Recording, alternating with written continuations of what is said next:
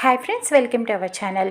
మనోహరి కిచెన్లోకి వెళ్ళి వంటలు బాగి ఏం చేసిందా అని అన్ని డిషెస్ ఓపెన్ చేసి మరీ చూస్తూ ఉంటుంది. అందులో ఏమున్నాయా అని చెప్పి ఇక అన్నీ చూసిన తర్వాత స్టవ్ మీద కుక్కర్ ఉంటుంది.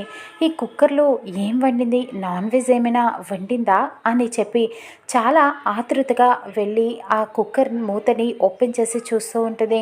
ఈలోపు పెద్ద శబ్దం వస్తుంది. ఇక ఇంట్లో అందరూ కూడా బయటకు వస్తారు.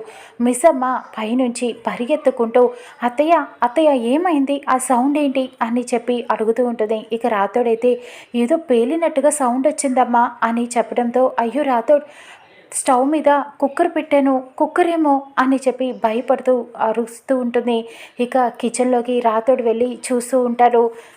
అక్కడ దెయ్యం దెయ్యం అని పరిగెత్తుకుంటూ వస్తూ ఉంటాడు. ఏమైంది రాతోడ్ అని చెప్పి మిస్సమ్మ అందరూ కూడా అడుగుతూ ఉంటారు. దెయ్యం మేడం, అక్కడ దెయ్యం ఉంది అని చెబుతూ ఉంటాడు. ఇక ఒక్కసారిగా మనోహరి లోపల నుంచి బయటికి వస్తుంది. ఆ కుక్కర్లో ఉన్నదంతా కూడా మొత్తం తన మొహం మీద బాగి చేసిన కర్రీ అంతా పడిపోయి ఉంటుంది.